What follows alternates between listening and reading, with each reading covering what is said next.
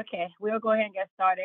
Good afternoon, everybody, or good morning, depending on your location.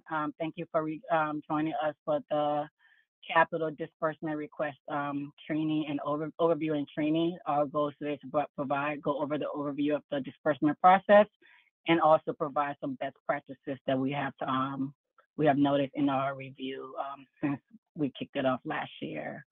Um, I just want to remind everybody before we get started that this session will be recorded so we can make it available in a portal for you to also use to train any staff that may not be available today. But throughout the training, please come off mute. Just as a reminder, you are double muted. So please come off mute. And if you have any questions, please also use the chat box to ask any questions or any comments you may have. Our goal today is to go over this training with the jurisdictions that are approaching 80% EOT, which is expended, obligated, and transfer. And this we aggregated the jurisdictions just based on the Q4 2023 reporting EOT information. Also, just want to flag on Friday, we sent out an email just notifying everybody that's here that we do have a new disbursement request template based on just going through some of the process with other jurisdictions. We built some validations similar to what we have in annual and quarterly. Well, our goal is to streamline the data to make sure we get clean data on the first round that will help us expedite the process to ensure your disbursement requests are completed in a timely manner for you to get your second or third tranche. So as a reminder, the templates went out last Friday, so you should please try to access those, review your template to make sure all your information is correct.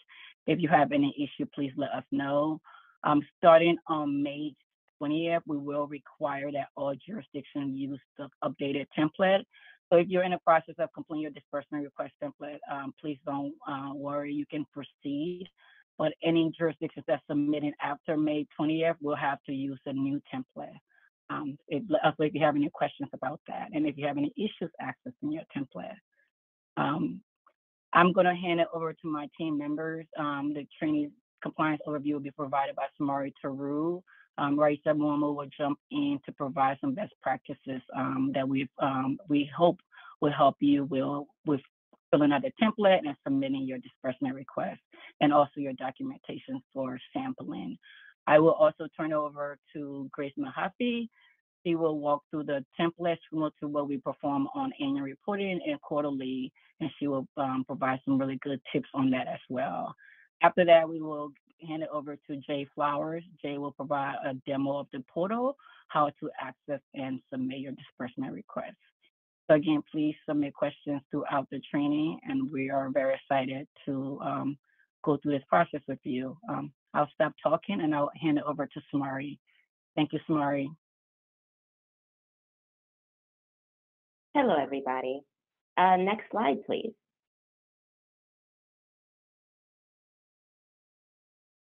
So this is the groundwork that we're going to cover. As Mayma mentioned, I'm going to walk through the overview of the disbursement request, and after that, Grace will demonstrate how to complete the optional disbursement request template. And finally, we will talk about the submission process, and my colleague Raisa will share best practices. So next slide, please. The disbursement overview. So each participating jurisdiction approved for participation in the SSBCI Capital Program will receive an allocation of main capital funds, allocation of business enterprise owned and controlled by socially and economically disadvantaged individuals, federally known as SETI-owned businesses, and allocation of very small businesses or VSBs in 3 disbursements. It'll be 33%, 33%, and then 34% for the final. Each jurisdiction receives their first tranche after the approval of the jurisdiction's application. And to receive the second and third disbursement, the participating jurisdiction must certify to Treasury that the participating jurisdiction has expended, transferred, or obligated, commonly referred to as EOT, 80% or more of the prior disbursement of allocated funds 2 or 4, the account of one or more of the approved programs that have delivered loans to investments or eligible businesses. In addition, per Section 2.4 of the allocation agreement, participating jurisdictions must provide to Treasury a certification in the form of an Annex A to the allocation agreement. It's a certificate required as a condition of disbursement, which is to be signed by the authorized official, as well as any supporting documentation requested by Treasury. Treasury created an optional customized disbursement request template that participating jurisdictions should use when requesting a subsequent disbursement. That would be tranches 2 and 3, and participating jurisdictions may access the template the same way as they access the quarterly and annual reporting template. The template is intended to capture a participating jurisdiction's specific program and transaction information necessary for Treasury to review the participating jurisdiction's disbursement request for compliance and SSBCI requirements. Next slide, please. So once a jurisdiction has submitted a complete disbursement request package, which includes a completed disbursement request template, a signed Annex A, a subsequent, all supporting documentation for transactions selected for review as requested by Treasury, compliance will perform a review of selected transactions according to SSBCI program requirements. And upon completing the review of the completed disbursement request package, SSBCI will discuss questions, issues, or concerns with the participating jurisdiction via email and/or meetings. The disbursement review will involve regular communications between compliance and the jurisdictions. And hence, we recommend that the jurisdiction ensure that they have appropriate staff and personnel available to address any follow-up questions and provide additional comments if necessary in documents. Our goal is to expedite this process to ensure you have your funds in a timely manner. So next slide, please. Eligible business purpose. So SSBCI supported loans and investment proceeds must be used for a business purpose, which includes but is not limited to startup costs, working capital, franchise fees, and acquisition of equipment, inventory, or services used in the production, manufacturing, or delivery of a business's goods or services, or the purchase, construction, renovation, or tenant improvements of an eligible place of business that is not for passive real estate investment purposes. SSBCI funds may be used to purchase any tangible or intangible assets except goodwill. The term business purpose excludes acquiring or holding passive investments in real estate, the purchase of securities, and lobbying activities. Examples of eligible business purposes we have seen are like construction of a new building, converting a renovated or expanding existing building, refinancing outstanding debt, purchasing existing building, working capital. However, what is completely ineligible as a business purpose is goodwill. So generally, a general reminder is that your application is part of your allocation agreement. If you're going to try something that is outside of what is described, you should speak to your outreach manager. Next slide, please. Who is a provider? So this slide kind of goes into that and just talk you through it. For each transaction, a jurisdiction should be sure to input the correct provider. Many of the provider definitions are straightforward and can be found here on the slide and in the SSBCI Capital Program reporting guidance, but I want to highlight a few. First, I want to touch on the provider and the companion loan transactions. If we're going to go with the loan participation, loan guarantee, a CSB or a CAP transaction, the provider is the lender that provided the private capital at risk. For equity programs, the direct investment programs, the implementing entity or contracting entity that invests SSBCI funds in a business. For fund investment programs, the provider is the venture capital fund that invests SSBCI funds and private capital in a business. And for debt and equity hybrid, for hybrid programs, the transactions are treated as equity programs and should be reported on the equity tab. The provider for the hybrid transaction is based on the equity program, and if your program is a direct hybrid program, the provider would follow the definition for direct investment programs. And if your program is a fund hybrid program, the provider would follow the definition for fund investment program. Next slide, please. Expended, obligated, and transferred. In this slide, we want to clarify reporting guidance on EOT, expended, obligated, or transferred. The first point I want to clarify is that only SSBCI funds are reported on the quarterly report, no private capital. I'm sorry, when we're talking about expended, SSBCI funds deposited with a lender to cover the federal contribution to the capital is considered expended. SSBCI funds dispersed to a specific borrower is considered expended for a loan participation, collateral support, or loan guarantee program. SSBCI funds directly invested in a specific business would be expended pursuant to a VC investment. For transactions to be considered obligated, SSBCI funds must be committed, pledged, or promised in writing to a lender or borrower as part of a loan participation to a specific borrower.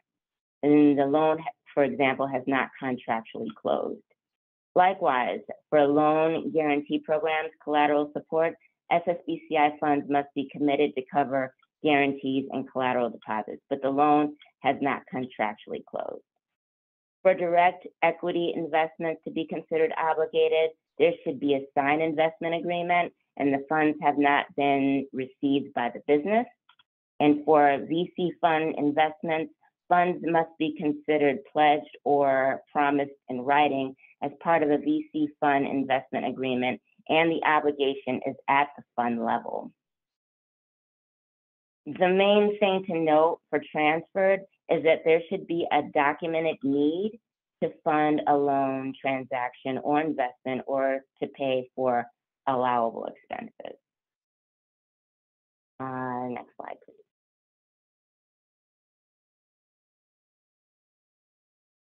Reporting administrative expenses. Jurisdictions should maintain adequate documentation of both direct and indirect administrative expenses in accordance with 2 CFR Part 200 Subpart E.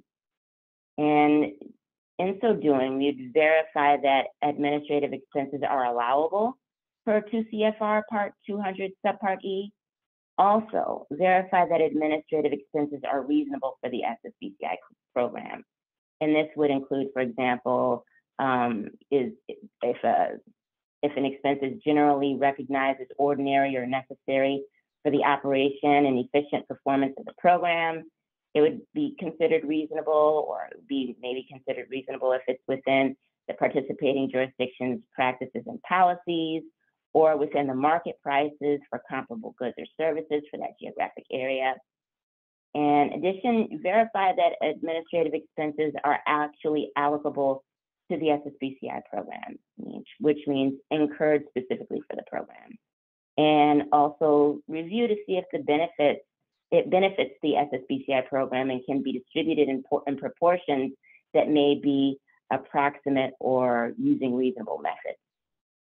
And that is that. Next slide, please. Reporting services to portfolio companies. For each sample provider charging for services to portfolio companies, participating jurisdictions should maintain proper documentation per the national compliance standards. Compliance will review the following during sampling.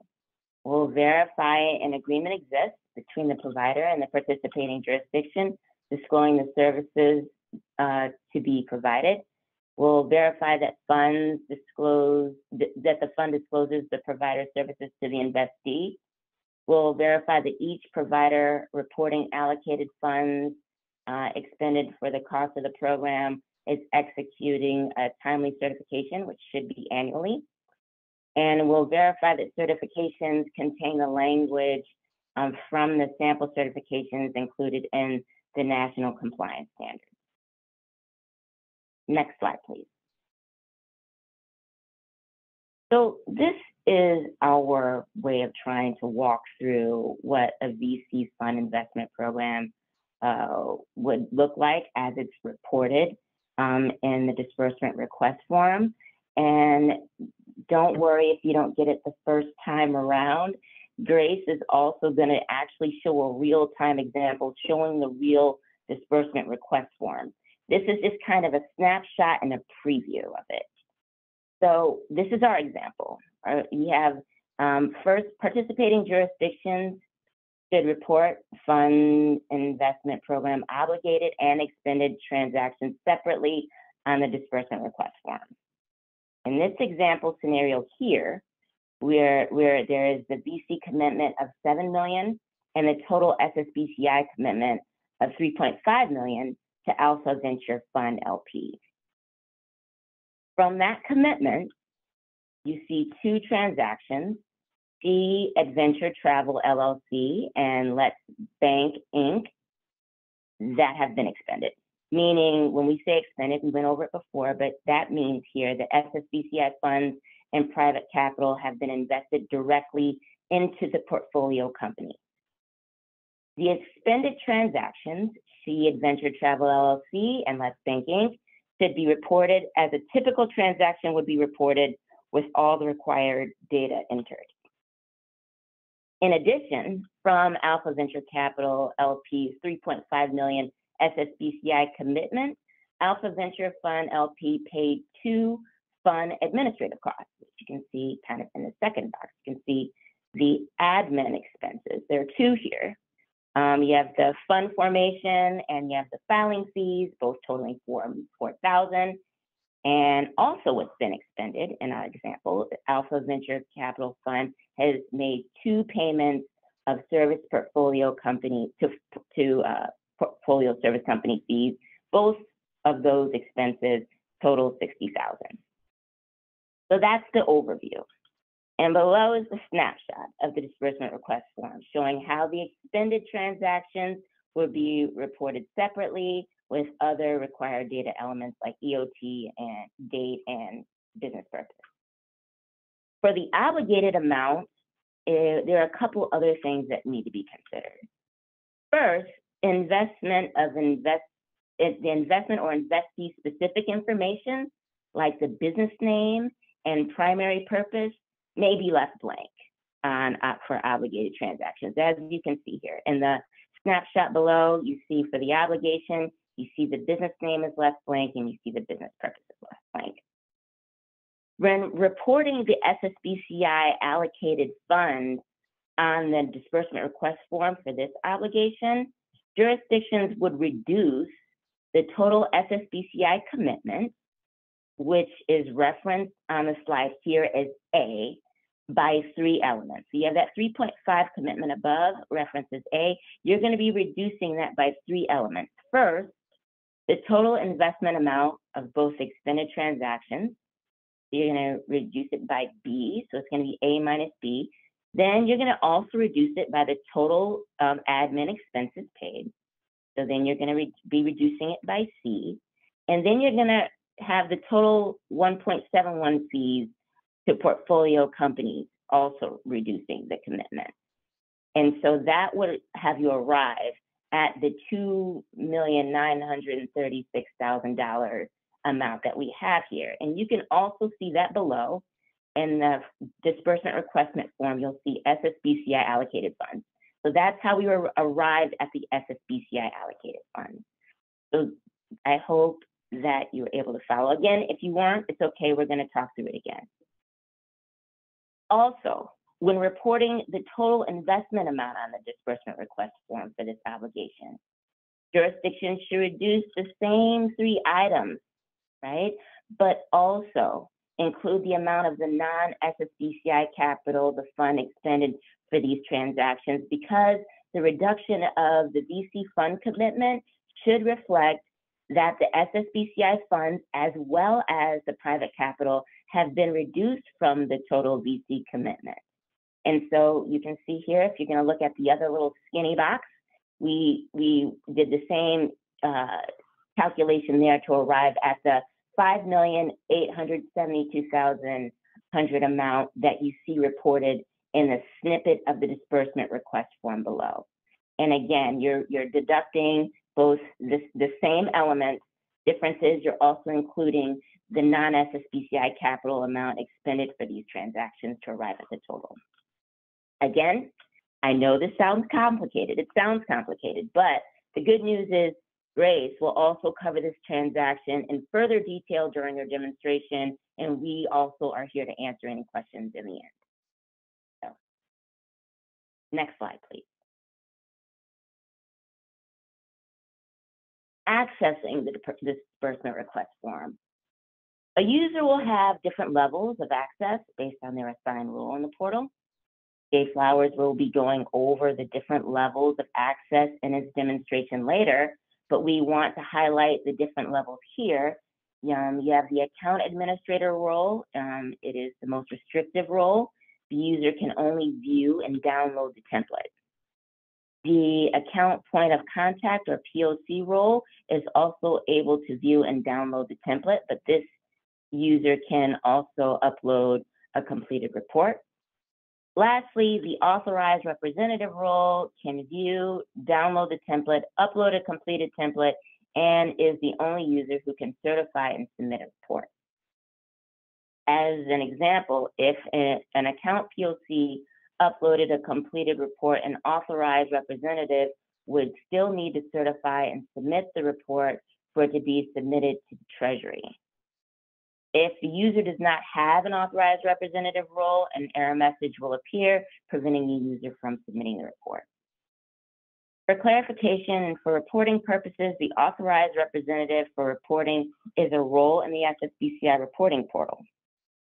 In contrast, a participating jurisdiction authorized representative in the allocation agreement is an official with the authority to sign the allocation agreement on behalf of the PJ.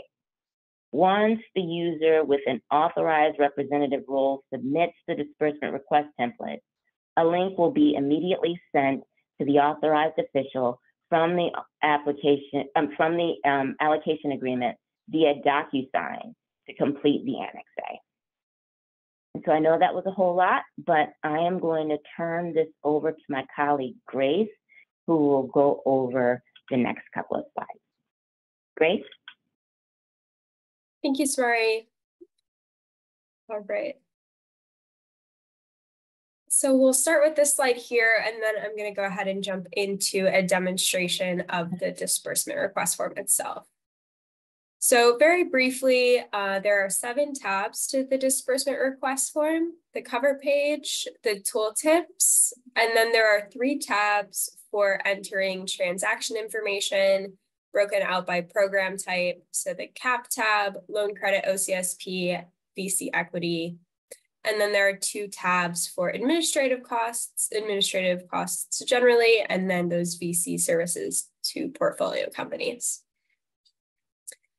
So let me go ahead and pull up an example of the disbursement request form. So each participating jurisdiction will receive a customized disbursement request form available for download on the portal. And I'll go ahead and start with the cover page here. So when you open up your disbursement request form, the cover page will be the first page that you're on. And this contains pre-populated and calculated values. And you'll notice that, you won't be able to edit any of the information here. So it'll look a little different depending on if you're coming in for your second or your third disbursement review. If you're coming in for a second tranche disbursement review, you'll have your participating jurisdiction name, the date of your executed allocation agreement, the funds dispersed in your first tranche, as well as your SETI objective and your SETI incentive funding amount pre-populated for you. If you're coming in for your third tranche review, you'll also have your funds dispersed in the second tranche and your SETI incentive funds dispersed in the second tranche broken out as well. So some of these pre-populated values are going to be used to calculate things like your total EOT percent, as well as your SETI objective achieved. So please make sure that they come pre-populated with the correct information. The remainder of the cover page here, the total EOT and breakout by category, the total EOT percent, as well as the SETI objective sections are calculated. So they will, you'll start seeing data show up in those fields as you enter information in the rest of the disbursement request form.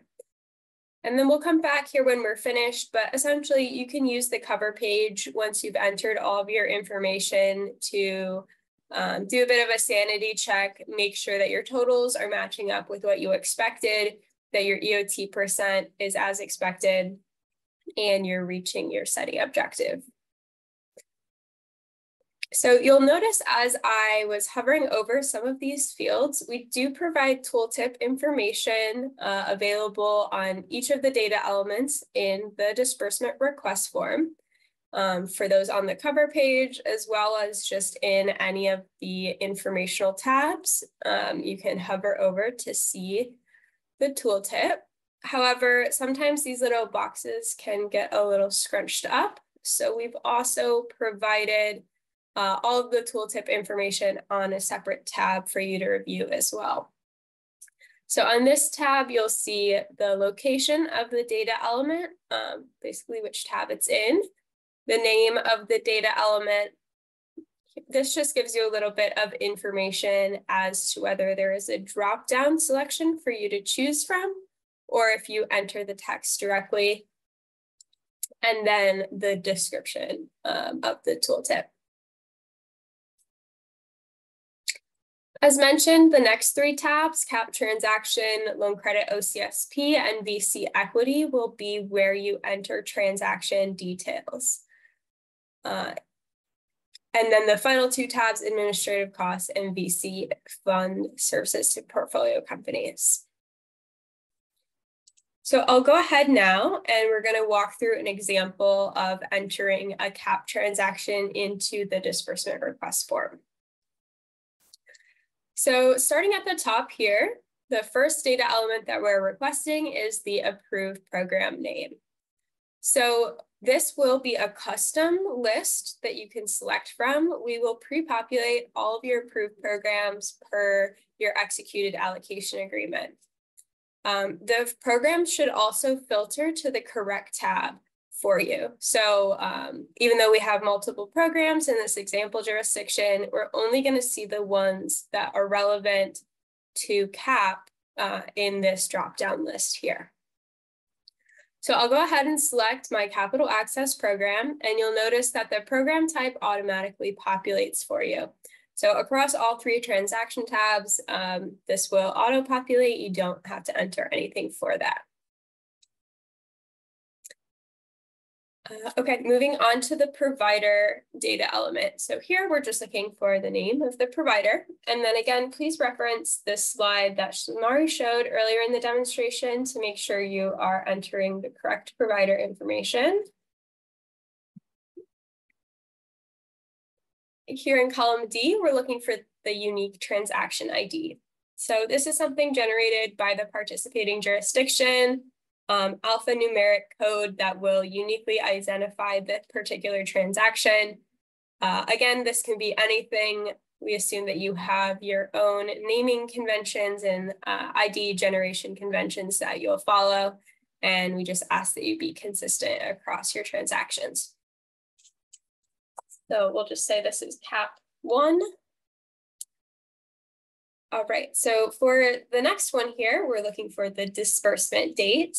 There will be a customized tooltip for the disbursement date column in each of the three transaction tabs. describe it relevant to the particular type of program that we're in. But in this case, for CAPS, we want to enter the date that funds were expended as approved, CAP contribution to the reserve fund. The only thing that we'd be looking for here is obviously that it would be sometime after your approved allocation agreement. For business name, go ahead and just enter the legal entity name of the small business that you're providing funds to.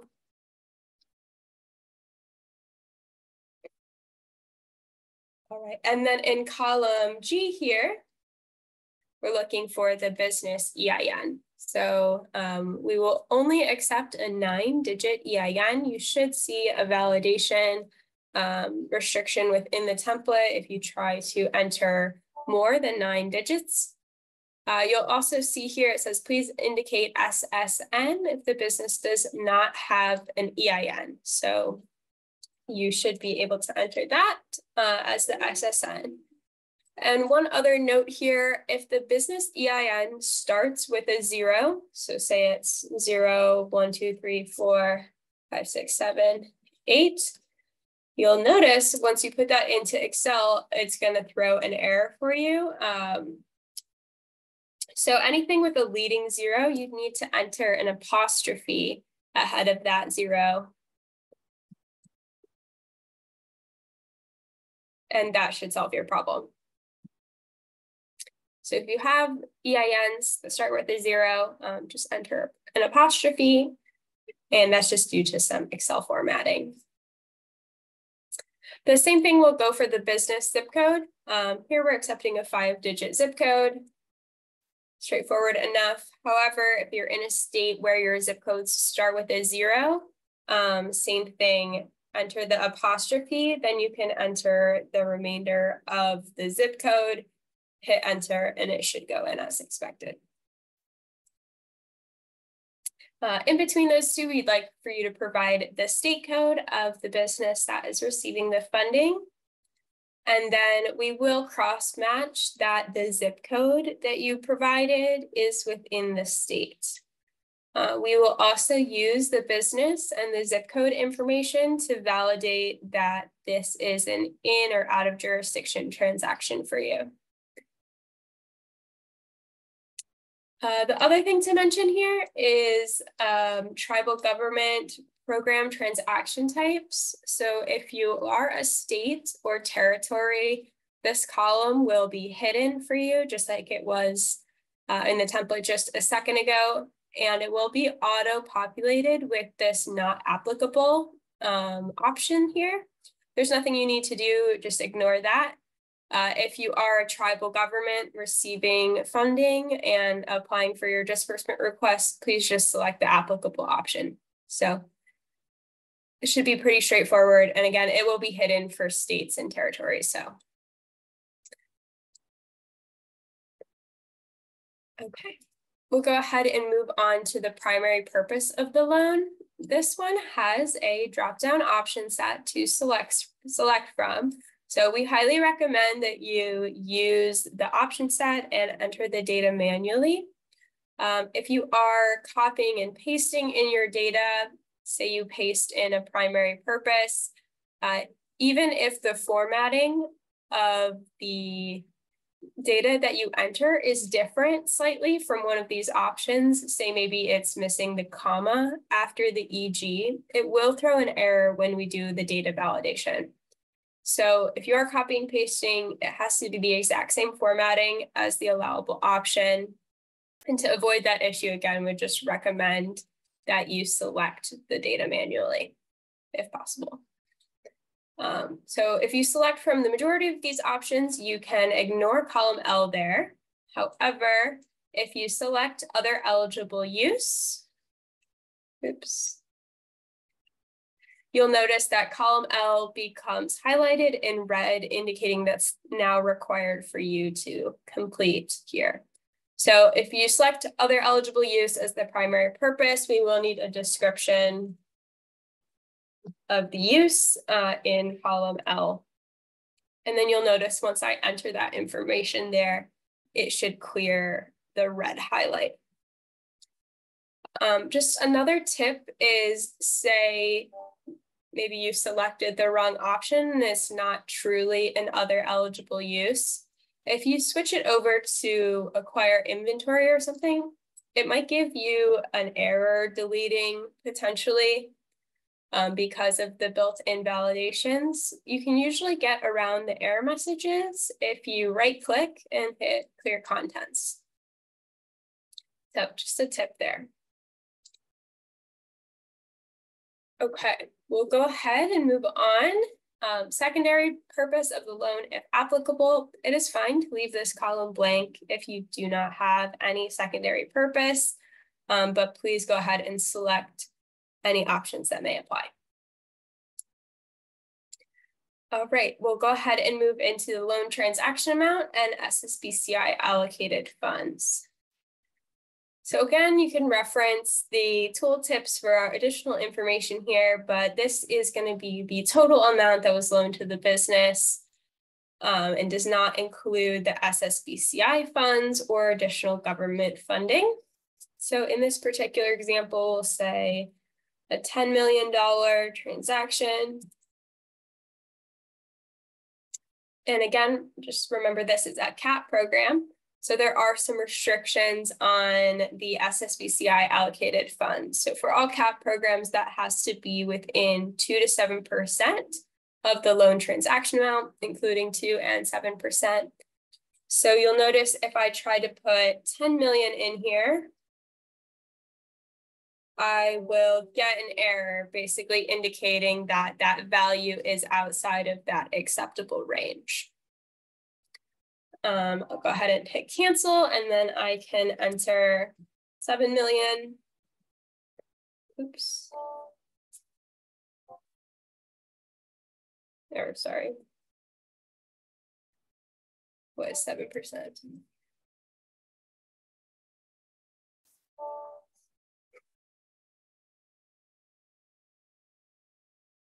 There you go.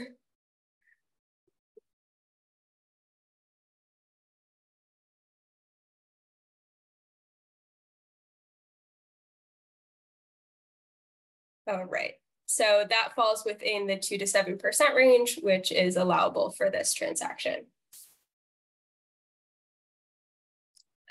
Okay, moving into the next column, full-time equivalent employees and very small businesses.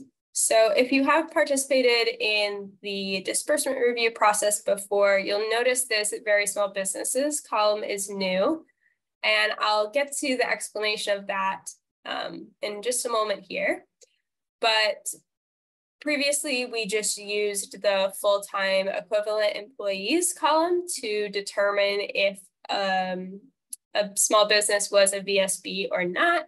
However, we now would like you to indicate that explicitly in column Q here. So for full-time equivalent employees, just enter the number that's associated with the FTEs. So we can say maybe this business has 8 FTEs, and anything less than 10 is considered a VSB. So we would go ahead and say, yes, this is a VSB. If it has more than 10, 15, say, then we would indicate, no, this is not a VSB. Similarly, for the study information, this is a yes, no dropdown, just indicate if or if not, this business is study owned.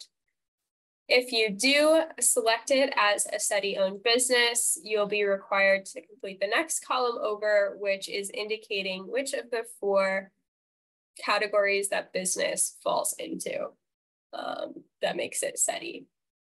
So if the business, however they indicated on their study certification, should line up with this particular column. And if it is based on an investment area, essentially based on their address, you can just use a screenshot of their address information being located within a CDFI investment area as the collateral proof. And finally, these last two columns, they're going to be specific to CAP transactions. So the total borrower premiums, as well as the total lender premiums. And you can just enter that as a dollar amount.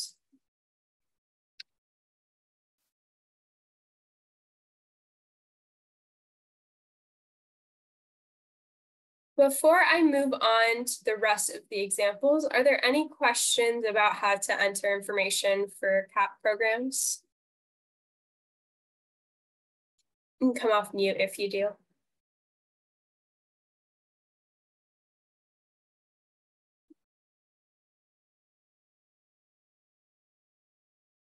Okay, I'll go ahead and move into the loan credit examples. And just for the sake of time, I've already completed the loan credit and BC equity.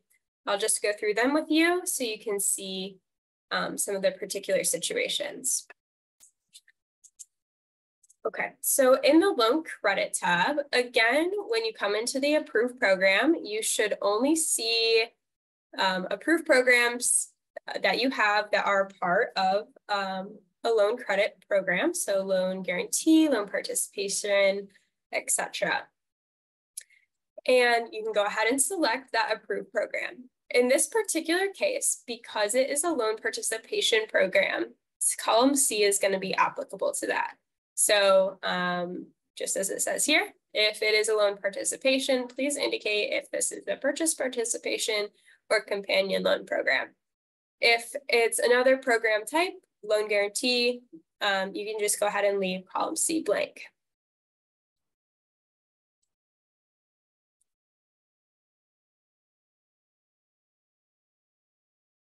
Okay, and then again, the provider information, this is pretty straightforward. You can reference that slide at the beginning of the training to see which participant you should enter as the provider for loan credit programs. Similarly, looking for a unique transaction ID. And then once we get into the loan credit and VC equity, you'll now be able to indicate if this is an expended, obligated, or transferred transaction. So please just select the most appropriate description of the status of those funds.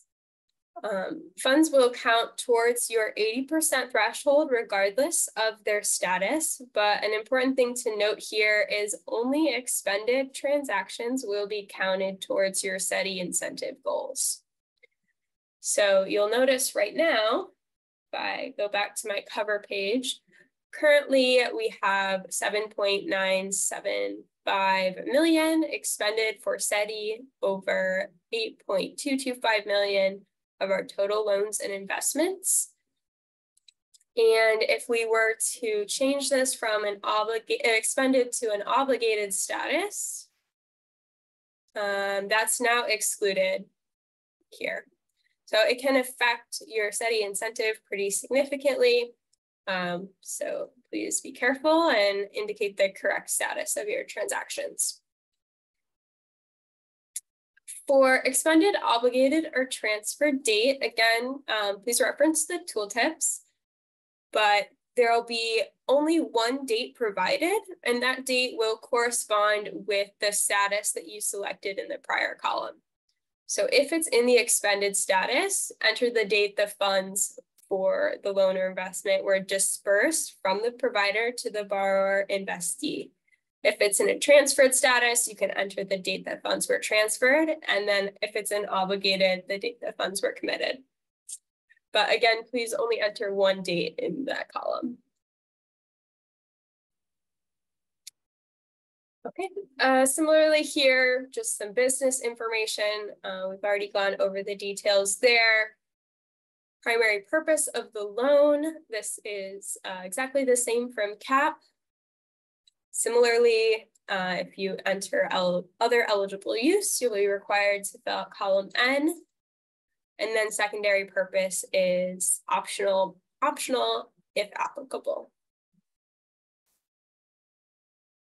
Okay, so for the loan transaction amount and the SSBCI allocated funds expended, the restrictions here is that the SSBCI allocated funds expended has to be less than 80% of the loan transaction amount for loan credit.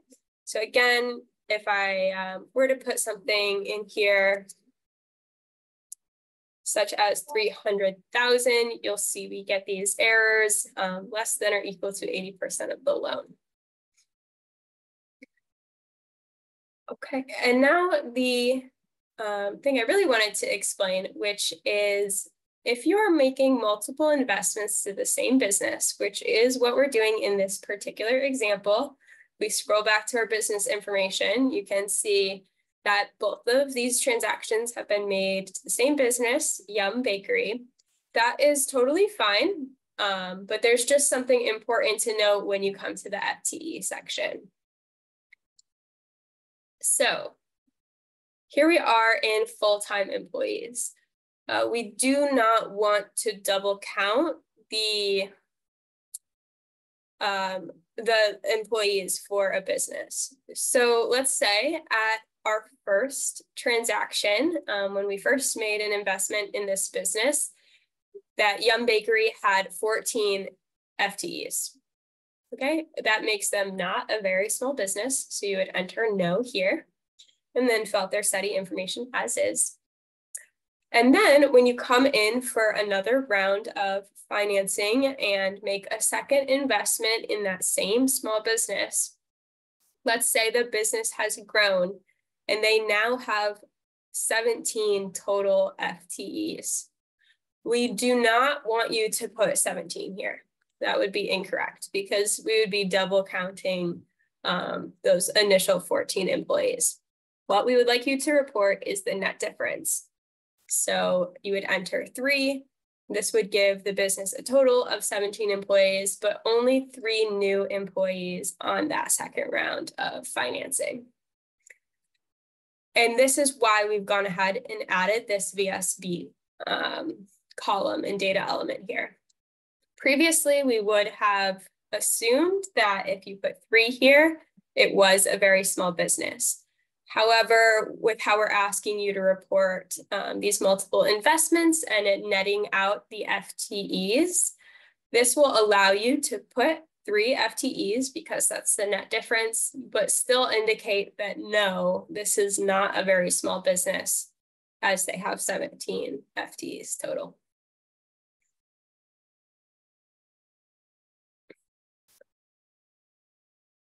And then the rest of the information in the loan credit tab is the same as CAP and the same as VC, and will end in the SETI information.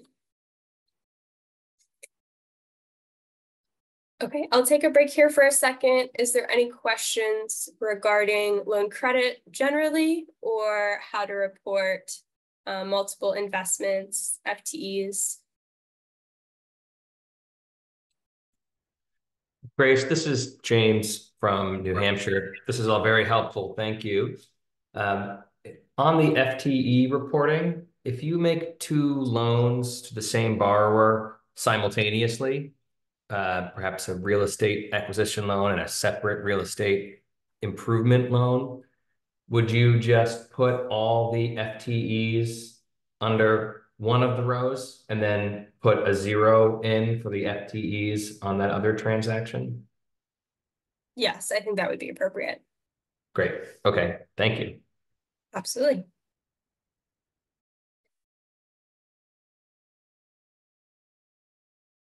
Okay, we'll go ahead and move into the VC equity. So as Samari talked through earlier, we have the same example posted here.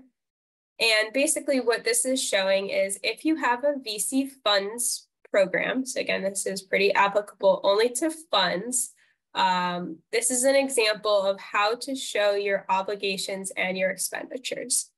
Generally, we would not expect to see any transferred transactions for VC funds programs. Again, as Samari discussed earlier, transferred is really only for immediate need.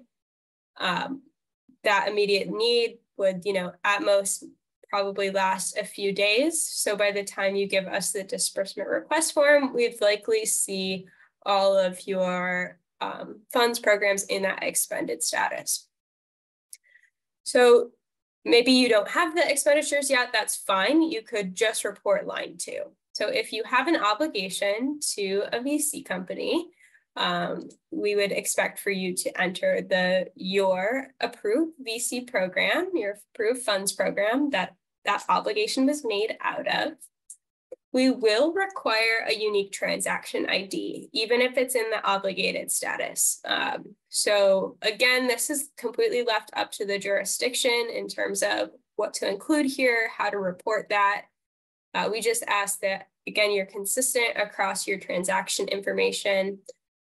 If you'd like to put the provider ID, again, that's fine. It's up to you what you include here, but we will need a unique ID even for obligated venture fund.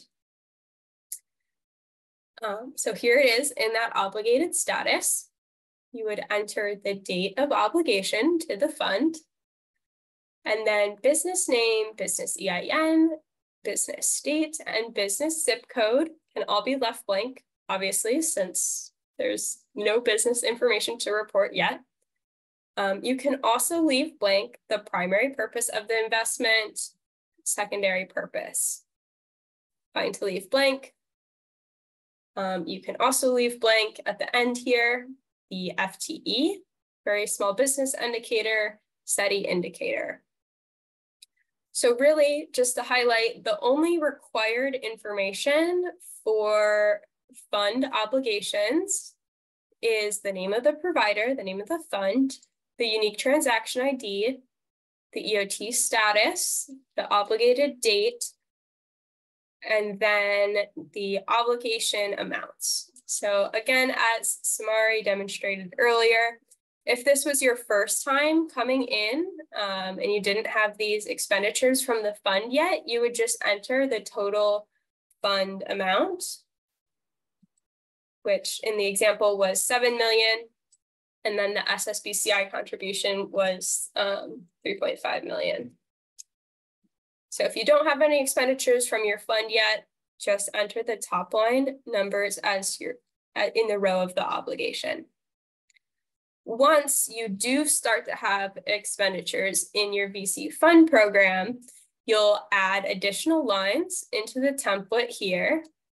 One line, one row for each small business that's receiving funding. And then we'll need you to net out that difference from the investment transaction amount and the SSBCI allocated funds. So again, you can go back to slide 10 in the deck to reference how to subtract everything out. But essentially what we're doing here from investment transaction is we're subbing, oops, these are supposed to be 500,000.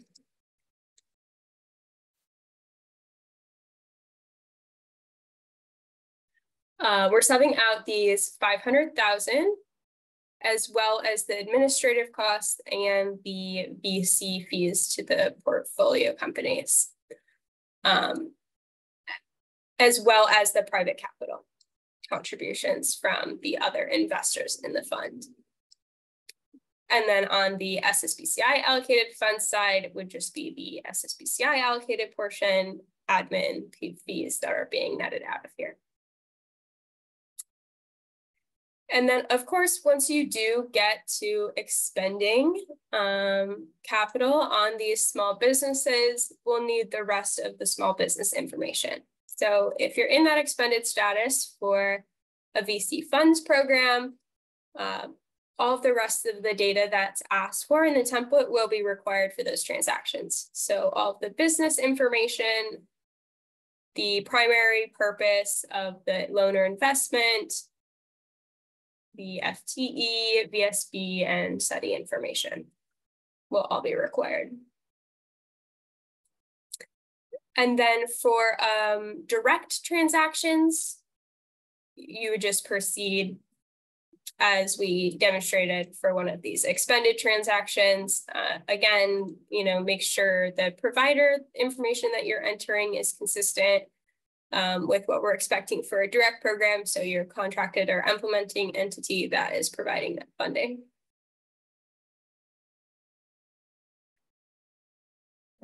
Any questions on the VC section? Pennsylvania has a question. Please go ahead. For obligated for funds, I missed, what do we put in as the loan transaction amount? We can't just leave it blank if it's obligated. It has to have a loan transaction amount. Correct, yes. So if you do not have any expenditures, you would enter the total, like total round amount. If you do have expenditures, then you'll need to deduct out, net out the investments that were made into each of those small businesses, including the private capital as well,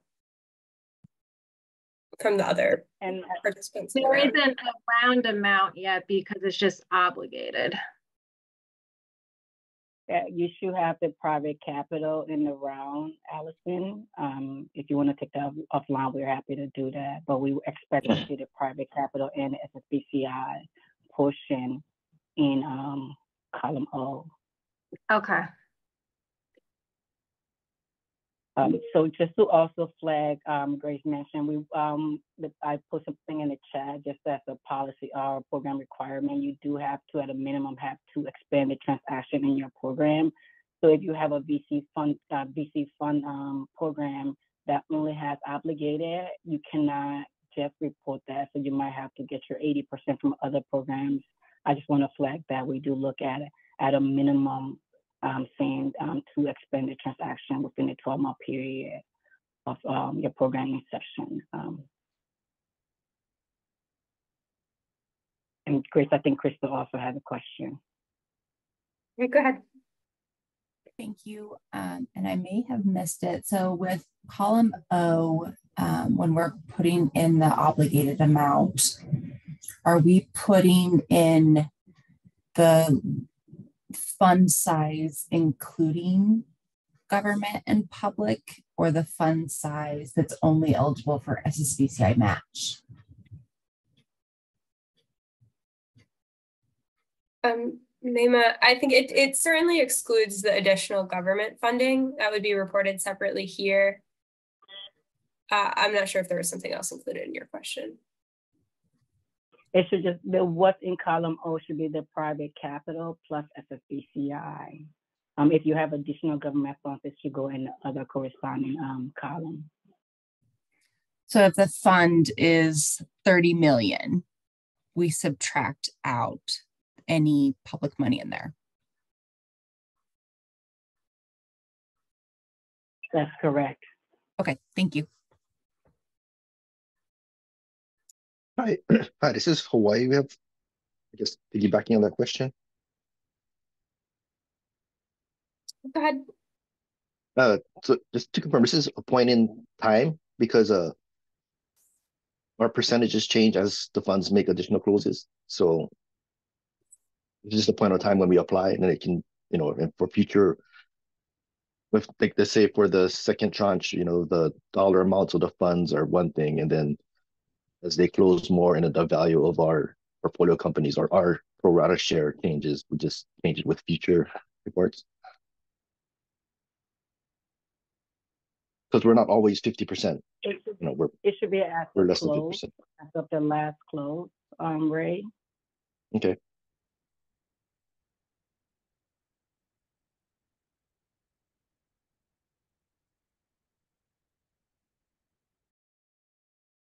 Okay.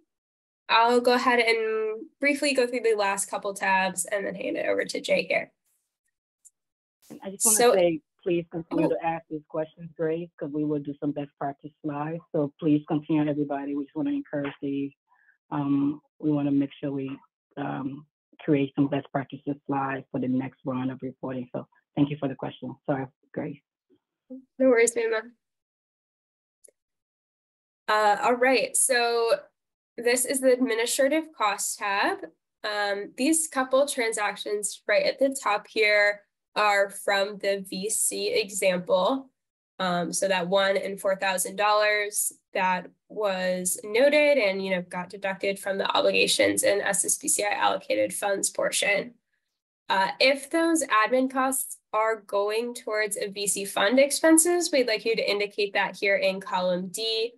There's also a note on the side for your reference. And then otherwise, just list out your administrative expenses, the date of the transaction, a brief description will go here. Again, indicate if this is for a VC fund expense, direct or indirect, and then the transaction amount. And you can use administrative costs to reach the 80% threshold. Same thing goes for the VC services portfolio companies. Those fees all will get listed here. The approved program name, again, is a custom selection dropdown. So you should see your funds programs as well as any hybrid funds type programs that you have available in the dropdown. Again, just enter the name of the fund, which is in this case the provider, who's receiving that money, and then the amount that you're providing to them. A couple other notes on the side just for some helpful information. But otherwise, that concludes the demonstration of the disbursement request template. Remember, everything will roll up to the cover page when you're done. This will flip over to green once you've met that 80% threshold. And then you can confirm that you are reaching your SETI objective here as well before submission. Okay, thank you. I'll pass it off to Jay.